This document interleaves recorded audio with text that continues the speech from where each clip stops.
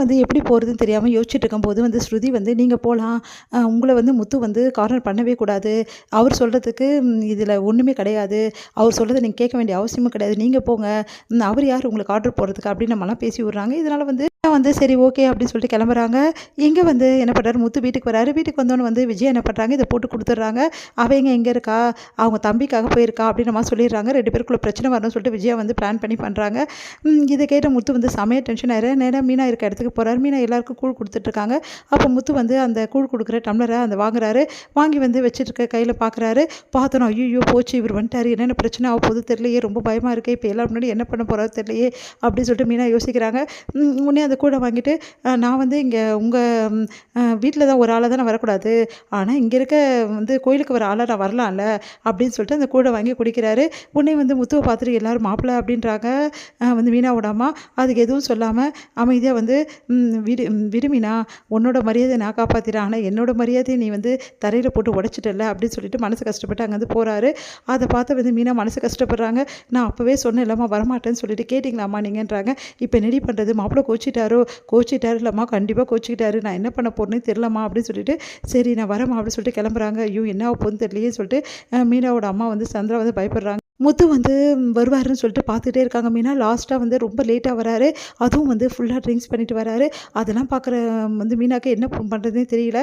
என்னங்க நீங்கள் இப்படி வந்திருக்கீங்க, உனக்கு தான் வந்து என்னை பற்றி கவலையே இல்லை மீனா, என்னோடய மரியாதை பற்றியும் கவலை இல்லை, நான் என்ன ஆவேன்னு கூட உனக்கு கவலை இல்லை, என்ன வேணான்னு சொன்ன இடத்துக்கு நீ போயிருக்க, உனக்கு தான் நான் வேணாம் மீனா, நான் எப்படி போனான்னா என் உடம்பு கெட்டு போனான்னா நான் என்ன ஆனால் நான் உனக்கு என்ன வந்தது மீனா, ஏங்க இப்படிலாம் பேசுகிறீங்க, வேறு என்ன பேசுகிறது, நீ தான் வந்து உன் இஷ்டத்துக்கு தான் எல்லா முடிவும் எடுக்கிற, அப்புறம் நான் யார் மீனா உனக்கு கேள்வி கேட்க, சரி மீனா நீ பண்ணுறது கரெக்டு தான், உன் இஷ்டம் இல்லை எல்லாமே, நான் யார் உனக்கு அப்படின்னு, ஏங்க இப்படிலாம் பேசுகிறீங்கன்றாங்க. நான் அப்படி தான் பேசுவேன் அப்படின்றாரு. சரி கீழே படுக்க போகிறாரு. உடனே வந்து கீழே இருக்க தலகாணி பேர தூக்கி கீழே போடுறாரு. அதை பார்த்துட்டு வந்து மீனா வந்து ஏங்க கீழே படுக்கிறீங்க, நீங்கள் பெட்டு மேலே படுத்துங்கன்றாங்க. யார் கீழே படுக்க போகிறா, நீ தான் கீழே படுக்க போகிற, நான் இந்த கட்டில் மேலே தான் படுப்பேன், ஏன்னா இது நான் வாங்கின கட்டில் அப்படி சொல்லிட்டு போயிட்டு படுத்துக்கிறாரு. ஆனால் நீ என்னை ஏமாத்திட்டியே, நீ என்னை கஷ்டப்படுத்திட்டியே, என்னால் இதை மறக்கவும் முடியல, மன்னிக்கவும் முடியல, எனக்கு அவ்வளோ கஷ்டமாக இருக்குது, இப்படி பண்ணிட்டியே அப்படி சொல்லிட்டு மனசு கஷ்டப்பட்டு அழுதுகிட்டே படுக்கிறாரு. இதை பார்க்குற மீனா வந்து மனசு கஷ்டப்படுறாங்க. சாரிங்க என்னை மன்னிச்சுடுங்க ப்ளீஸுங்க அப்படின்றாங்க. தயவுசெய்து என்கிட்ட பேசாத, என்கிட்ட பேசுறதுக்கு ஒன்றுமே இல்லை அப்படி சொல்லிட்டு போயிடு அப்படி சொல்கிறாரு. என்ன பண்ணுன்னு தெரியாமல் மீனா தவிக்கிறாங்க. மறுநாள் காலைல போயிட்டு எழுப்பி பார்க்குறாங்க. முத்து வந்து காலையில் எழுந்துக்கலாம், அவங்ககிட்ட பேசவும் பேசல.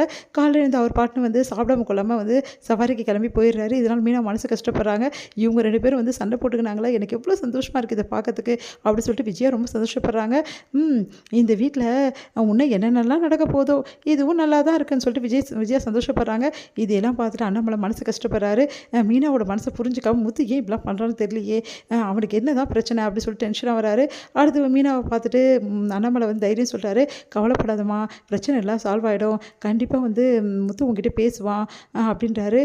இல்லை மாமா, நான் பண்ணதான் ரொம்ப பெரிய தப்பு, அவர் மனசு காயப்படும் தெரிஞ்சே நான் இப்படி பண்ணிட்டேன், அதான் எனக்கே கஷ்டமாக இருக்குது, வேறு வழி தெரியாமல் தானே இப்படி பண்ண மாமா அப்படின்னோடனே, இதில் தப்பே இல்லைம்மா, உன் தம்பி கூட பிறந்தவன், நீ எப்படிம்மா விட்டு கொடுக்க முடியும், அதை முத்து தான் வந்து ஏற்றுக்கணும், அவன் ஏன் தான் இப்படி புரிஞ்சுக்காமல் நடந்துக்கிறானோ அப்படின்னு சொல்லிட்டு அவங்க அப்பா சொல்கிறாரு. விஜயா வந்து சொல்கிறாங்க, இந்த மாதிரி வந்து எப்போ பார்த்தாலும் சண்டை போட்டு தான் உங்கள் வேலையா, எப்போ பார்த்தாலும் இந்த வீட்டில் நிம்மதியே இல்லை அப்படின்ற மாதிரி சொல்கிறாங்க. ஏன் அத்தை புருஷன் பொண்டாட்டினா சண்டை வரவே வராதா, உங்களுக்கு வந்ததே இல்லையான்றாங்க. அது கேட்டு செம்மையாக டென்ஷன் ஆகிடுறாங்க விஜயா.